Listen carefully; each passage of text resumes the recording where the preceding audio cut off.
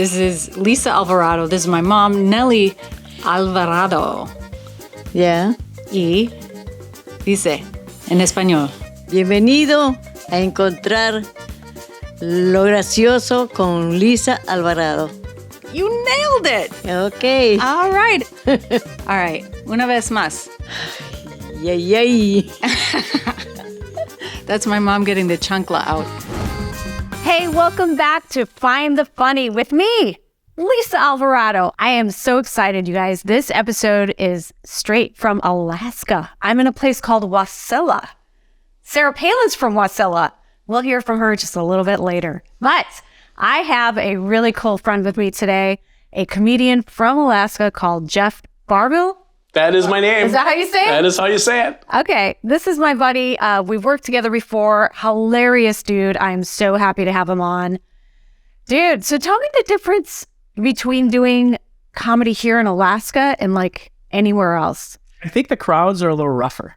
They're a little rougher around, right? Everybody moves to Alaska to escape something, right? So they're all here, and it's hard. They're hard to offend. You can't offend Alaskans. That's Really? Well, yeah. I mean, we're used to Sarah Palin. Like I said, you know what I mean? We're rough around the edges. Yeah, but I did offend some people last time I did Sarah Palin. Did you hear about that phone call? No.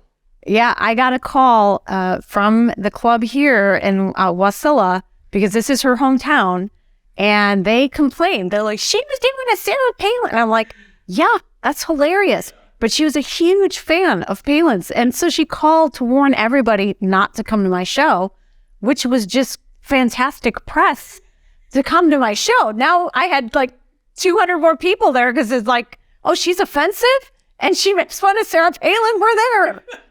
Yeah, she had a huge fan base, for a very long time here in Alaska. And, I think she's, as she pulled away from Alaskans is what happened. And then she moved to Texas. Right. And now she's a Texan. So, she still claims to be an Alaskan, but come on. She's a Texan. Yeah. I mean, she moved back. Yeah. So she could, lose again. Right. What? She did lose. She did. I can't believe she lost. She lost a husband, an election. Yeah, struggling a bit in the interviews these days. Yeah, she just lost to Mary Patola. Yes. She's Latina.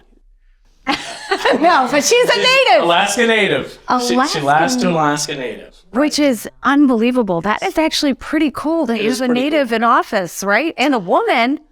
Could be cool. We don't know yet. We'll see. Right. Yeah, she just got into office. Right. So yeah. Jury's still out. Yeah. I'll let you know as Alaskans pretty soon. Oh yeah. You guys are like, they're pretty tough. You guys are tough, Chris. Lean a little to the right.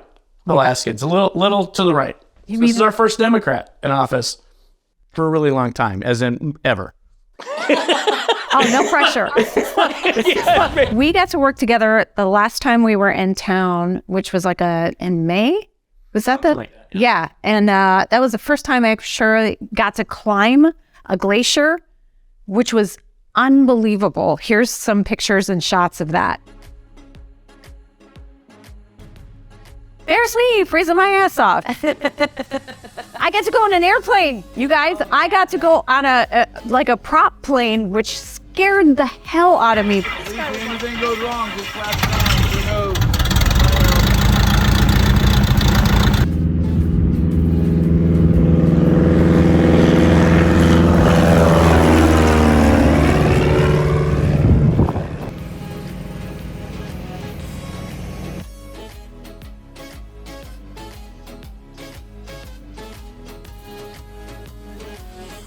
But this guy was like, what? We're going right into this. We're going over the glaciers I'm like, don't La Bamba me. Do not La Bamba me, please. Hey, Richie, relax, man. Everything's cool. Besides, the sky belongs to the stars, right?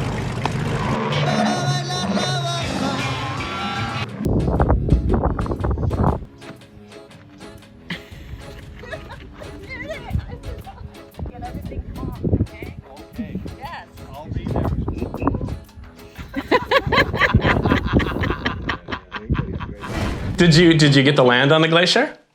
We didn't. And I was like, please don't. I've been on many helicopter tours, and we take some of the traveling, both musicians and comedians that come to Alaska, and we go there, and the big thing is always to drink the glacier water. And, Yes, right? They want to drink the glacier I did water. that. all that out, now it's coming straight out. So literally, you're talking about a minute or two before meltdown. You know what I mean? And then and the comedians are always like, it makes me have superhuman strength. And then they're like walking up from the glacier like, yeah, it makes you superhuman, all right. I don't know when he's got any breath left from the cold in the air. But it's a great time of it. It's beautiful. That's polar bear piss. That's really what that is. Extra yellow, guys. Neanderthal poop is in that water. That's exactly. Think about it. Ugh. Oh, okay. So, what? So you're saying that the differences are for performing here, you got to have really tough skins and be great in terms of like be able to handle hecklers, and if they love you, they love you, is what I found out here. But if they do not like you, And I've had some rough crowds, right? And I think I'm really funny, but not apparently. Sometimes not my day. they will let you know. They let us know, yeah. And they carry guns. Yes, You better be locked up. every Alaskan has guns. Yes, there's no concealed carry permit needed up here. Everybody carries. Here's the thing. Funny is, to your point, funny is funny. But the Alaskan crowds lean a little to the right, so comedians have to know that coming in. And as comedians, we can only push it so far before you hear and you know how it is. You hear the oohs and the ahs and the ooh, yeah, and then you're like, I better pull that one back a little bit.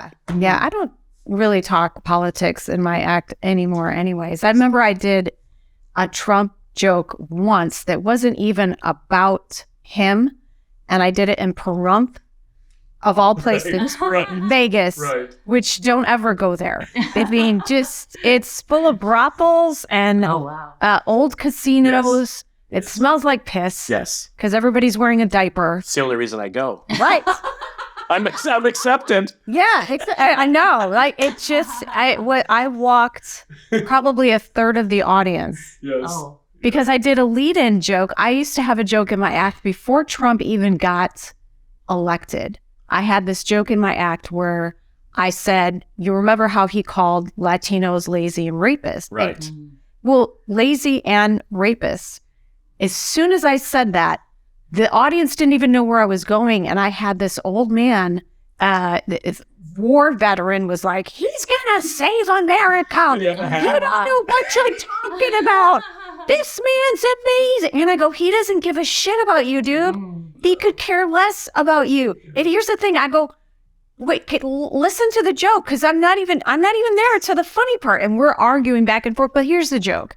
Basically, I said, he called Latino immigrants, which my parents are Latino immigrants, lazy and rapists. I'm like, pick one. We're either lazy or we're rapists. Have you ever seen a lazy rapist? They're very committed.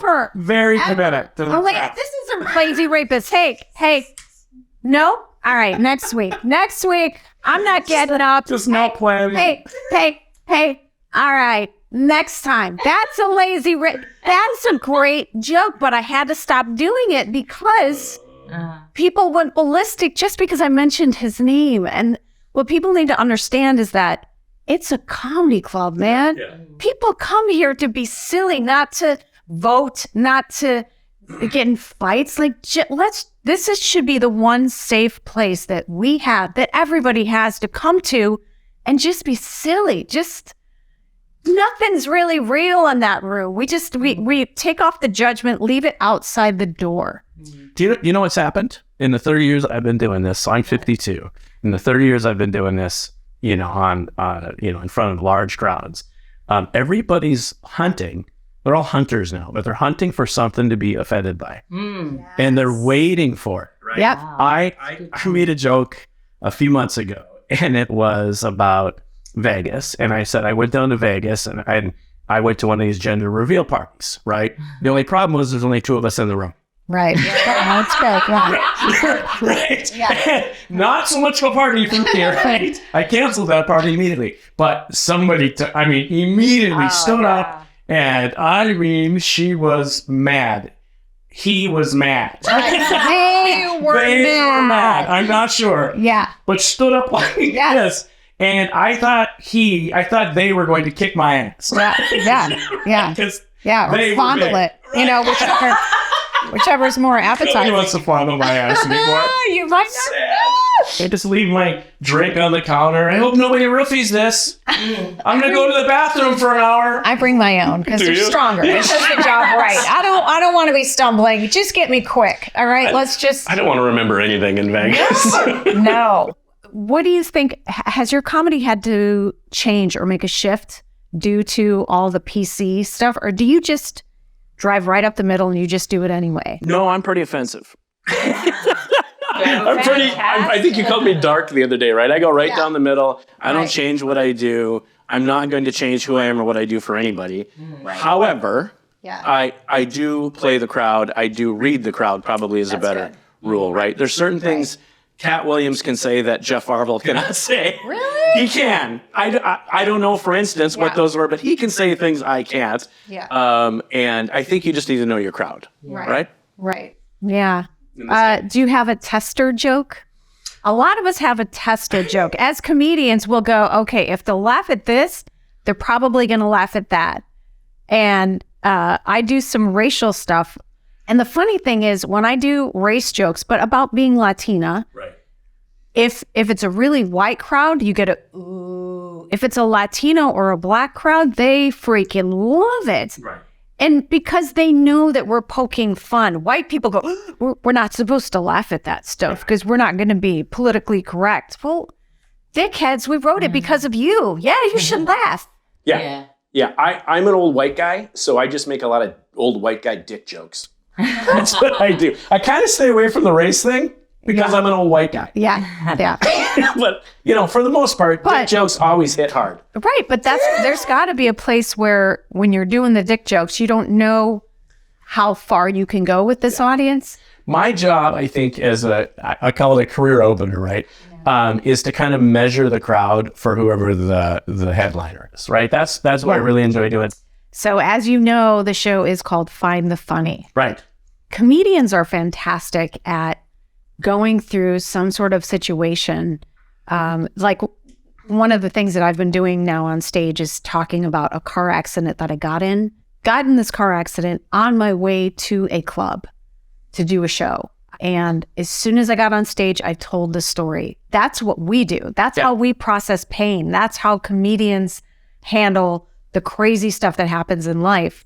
So is there a situation where it helped heal you much faster by looking at something painful or hard that happened in life and then you turn it around?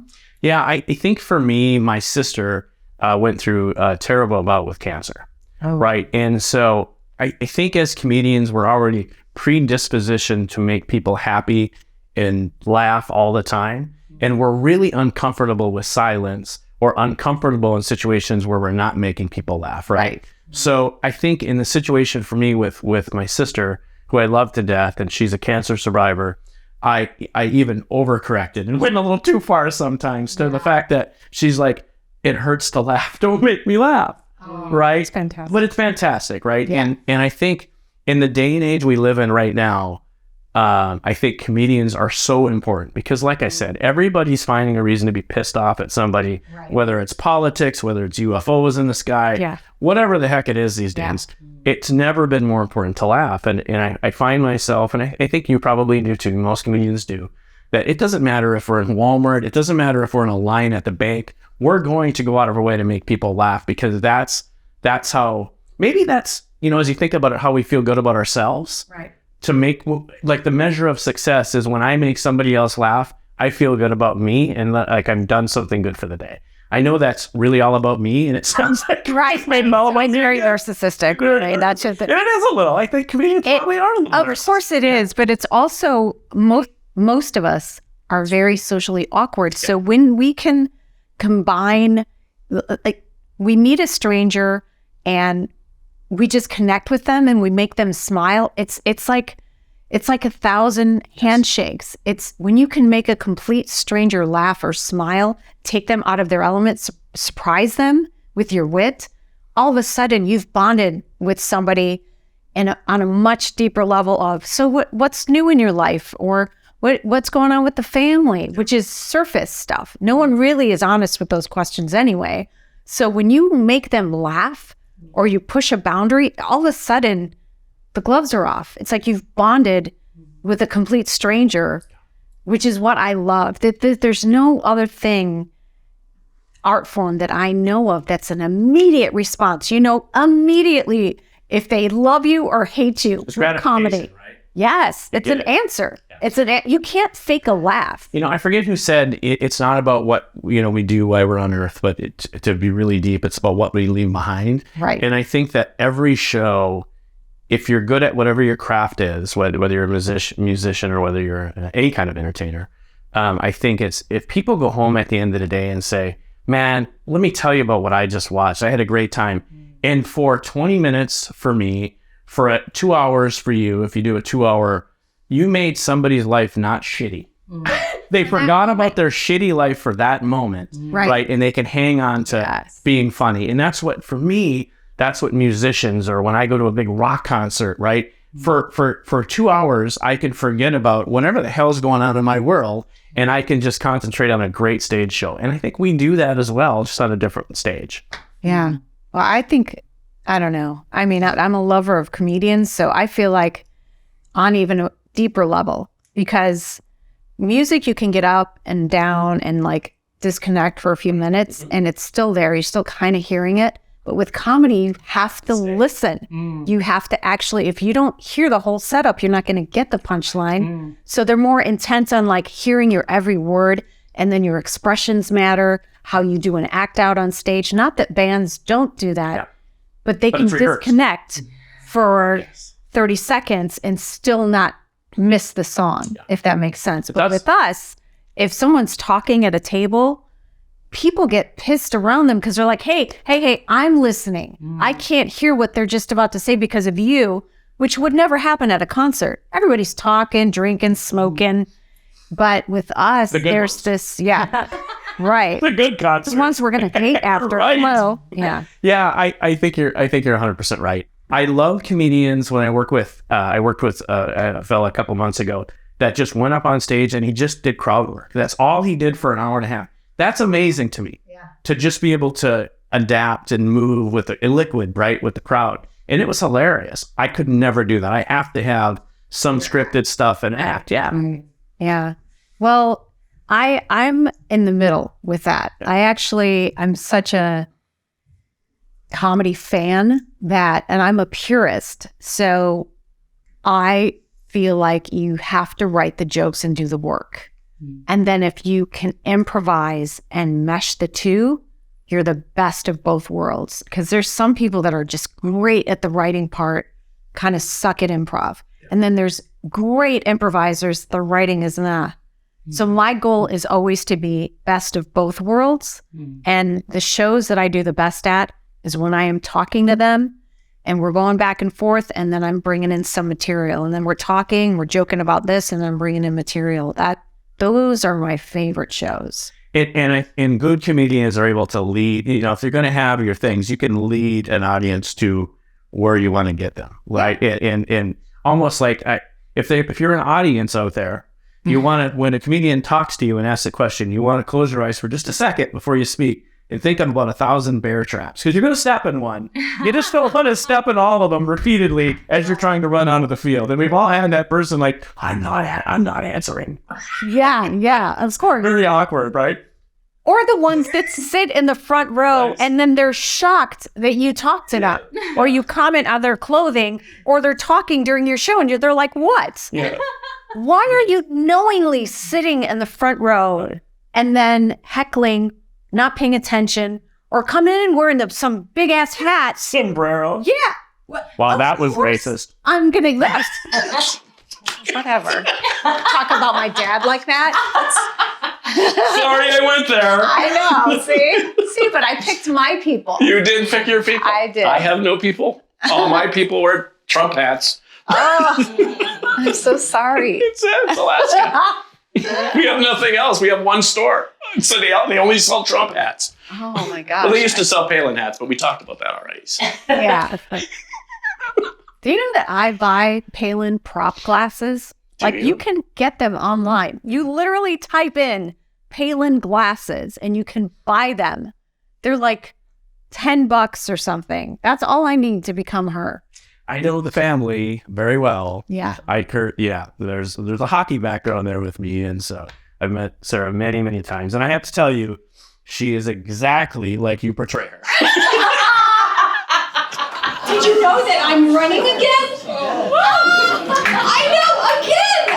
I like losing. Okay, that's this woman. She beat me out. Did you? Yeah, that married lady. Yeah. What's her last name? Pelosi. Right. That's that lady. She's really good, right? And she calls herself Mary. You know, like from the Bible, like the Virgin Mary. I'm like, that is not true, because she definitely fucked me. You know what I'm saying? So, thumbs up, fantastic job. The crowd up here will love you again because you nailed it. Oh my gosh. I didn't think I would be able to do her impersonation after the pandemic. Because I'm like, she's not really around. She's not relevant. But this bitch, She's relevant. she gets out. Like, you cannot keep a good woman down. Holy cow. She's relevant. And because of her family making headlines nonstop of all different kinds of shenanigans, right? Constantly. She's And constantly. the balls that it takes to run again. Yeah, she's a tough lady. Like, I wouldn't want to get into a street fight with her. Honest to God. She is a tough lady, and she called it like she sees it. I'll scratch your damn eyes out. I'll scratch them out. I will scratch them. Our everyday life can be just so boring, mundane, and so we are constantly trying to find the funny. Yeah. You said you went to jury duty, Yeah. right? Like last week? Yeah, like I was in jury duty for 2 weeks, right? Ooh. And it was a sex offender case. What in the hell are you going to find funny about a sex offender case, right? Until you look at all the facts and you're like, this guy's just an old white guy. He did not. It's not a sex offender case, right? Really? Honest to God, right? Yeah. He's just an old dirty white guy. He didn't do anything illegal, right? And so we get into the jury, and I am afraid I'm going to hang the jury, right? I'm like, because we're not allowed to talk about it for 2 weeks. The prosecutor and the judge say, do not talk about the case. And nobody wants to talk about it because it's like a sex offender case. We get in the jury room, and I'm like, all right, that's it. I've been waiting 2 weeks to say this. This guy is just an old, dirty white guy. He didn't do anything that anybody else in this room hasn't done, and it's not illegal, by the way, right? Did he touch somebody? The prosecutor said he attempted to, right? Attempted to touch somebody's breast, and in a bar, which I'm like, So what's in it? oh my God, I don't know. So we're all sitting there. I am attempting touched as soon as I walk up. You've touched my breast 3 times in this interview, so I'm just saying, you're in Wasilla. I may be filing a sexual assault. So we got into this jury, and I said, listen, I just got to get this out. There's no way in hell I'm convicting this guy. And everybody in the room as we went around, and it's a jury of peers, right? There was literally a girl who's 25 and another guy who's 70 and a woman who's 65, and this whole of all nationalities except for Latino, and not many Latinos in Alaska. And they were all smart. white They and like black the and Asian and all these different nationalities. And everyone went around the room and said, oh my God, I thought I was the one that was going to hang the jury, right? Thank God for stepping up. And then they said, by the way, you're the foreman. You tell the judge that we're finding this person innocent in 5 minutes. And that's how long it took. We have all of this evidence. And 5 minutes. We're like, can we still get lunch? What's the evidence on that? There was- like someone, I was thinking really hard. I could see his thought bubble touch her tit. Yeah. How do you? It was so bad. I mean, I know. And their star witness, and I can talk about it now, their star witness, I can't believe I'm making jokes on sexual assault, but it was not. The alleged sexual assault, the alleged attempted sexual assault, right? Oh my God. I had to go tell the judge in 5 minutes, not guilty. Yeah, he actually saw us in the parking lot, and he broke down. So 7 years this was hanging over this guy's head. 7 years he's walking around with an ankle monitor. And so I felt so bad for the guy, right? But then you're still like attempted sexual assault, and you're a human being, so you're like, but don't shake my hand. Just don't, just in case. Like he's trying to thank us afterwards, right? But anyways, He's like, thanks, huh? yeah. I Gotcha. didn't touch you, But I attempted it. I'm doing it from here. Jesus. We're going to get a hate mail for this. Yeah, well, I hope so. Sure. Kaylin's going to write in herself. That's some bullshit. Yeah.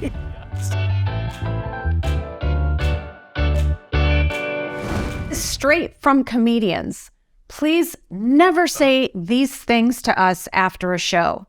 My personal favorite is a woman coming up to me after a show saying, you know what? I hate female comedians, but I really liked you.